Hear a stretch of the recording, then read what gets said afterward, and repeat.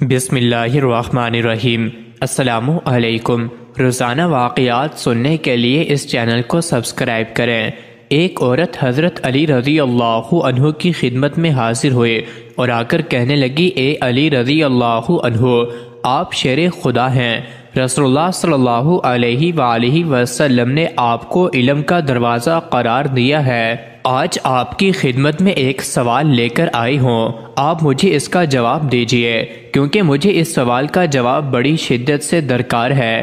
حضرت علی رضی اللہ عنہ نے فرمایا، اے عورت، واقعتاً مجھے اللہ کے رسول صلی اللہ علیہ وآلہ وسلم نے، میرے تایا زاد بھائی نے باقاعدہ یہ بات کہی ہے کہ میں علم کا دروازہ ہوں۔ اب پوچھیں کہ تم کیا پوچھنا چاہتی ہو، میں تمہیں اس کا جواب دوں تاکہ تمہاری زندگی سہل ہو سکے۔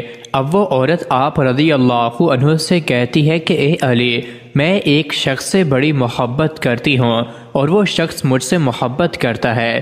میں اس شخص سے محبت کرتی ہوں صرف اور صرف اپنی روح کی تسکین کے لیے، لیکن وہ شخص مجھے چھونے کی کوشش کرتا ہے، وہ مجھے چھو کر اپنی نفسانی خواہشات اظہار کرنا اور انہیں پورا کرنا چاہتا ہے۔ اے علی، میں پوچھنا یہ چاہتی ہوں کہ کیا وہ میرے جسم کو چھو کر اپنے نفس کی بھوک مٹا لے تو کیا یہ جائز ہے؟ کیا ہم دونوں آپس میں بغیر شادی کے مباشرت کر سکتے ہیں؟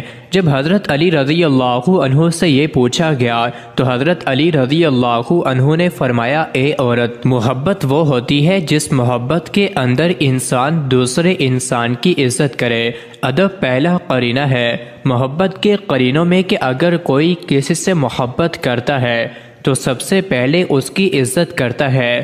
اگر وہ شخص تمہاری واقعتاً عزت کرے تو اس کا مطلب یہ ہے کہ وہ تم سے سچی محبت کرتا ہے، لیکن وہ تمہارے جسم کو چھونا چاہتا ہے اور تم سے اپنی جسمانی اور تمہاری جسمانی خواہشات کو پورا کرنا چاہتا ہے، تو اس کا مطلب یہ ہوا کہ یہ خالصتاً مفادات کا رشتہ ہے جس میں محبت کا دور دور تک کوئی نام و نشان موجود نہیں ہے۔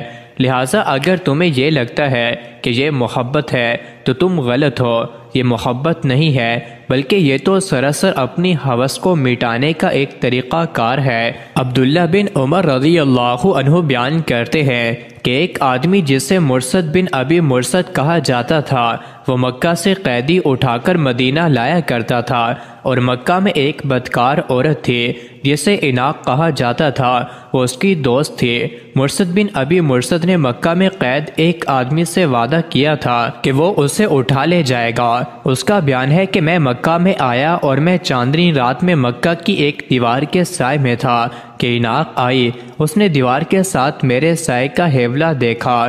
جب وہ میرے پاس پہنچی تو اس نے مجھے پہچان لیا، کہنے لگی مرثد ہو؟ میں نے کہا مرثد ہوں۔ کہنے لگی مرحبا و اہلا، آؤ ہمارے پاس رات گزارو۔ میں نے کہا عناق، اللہ نے زنا حرام کر دیا ہے۔ اس نے آواز دی خیمے والو، یہ وہ آدمی ہے جو تمہارے آدمی اٹھا لے جاتا ہے۔ چنانچہ 8 آدمی میرے پیچھے لگ گئے اور میں مکہ کے ایک پہاڑ خندمہ پر چلنے لگا، حتیٰ کہ اس کی ایک غار تک پہنچ کر اس میں داخل ہو گیا۔ وہ لوگ آئے حتیٰ کہ میرے سر پر آ کھڑے ہوئے اور انہوں نے پیشاب کیا تو ان کا پیشاب میرے سر پر گرا، مگر اللہ تعالیٰ نے انہیں مجھ سے اندھا کر دیا۔ پھر وہ واپس چلے گئے۔ میں بھی دوبارہ اپنے ساتھی کے پاس آیا اور اسے اٹھایا۔ وہ آدمی بھاری تھا، یہاں تک کہ میں اسے اصغر تک لے آیا، یعنی مکہ سے باہر جہاں اصغر گھاس تھے۔ اس کی بھاری پیٹی کھولی اور اسے اس طرح لے کر چلا کہ میں اسے اٹھاتا تھا اور وہ مجھے تھکا دیتا تھا، حتیٰ کہ میں مدینہ پہنچ گیا تو میں رسول اللہ صلی اللہ علیہ وآلہ وسلم کے پاس آیا اور کہا، یا رسول اللہ صلی اللہ علیہ وآلہ وسلم، میں عناق سے نکاح کر لوں؟ میں نے 2 مرتبہ یہ بات کہی۔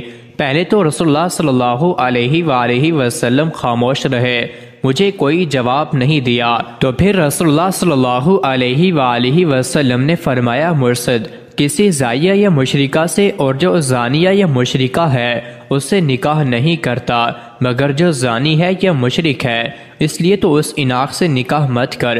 سنن ابو داؤد کی شرح اون المعبود میں لکھا ہے، اس حدیث میں دلیل ہے کہ کسی بھی شخص کے لیے ایسی عورت سے نکاح کرنا جائز نہیں جس سے زنا کا اظہار ہو چکا ہو، اور یہ مومنوں پر حرام کر دیا گیا ہے۔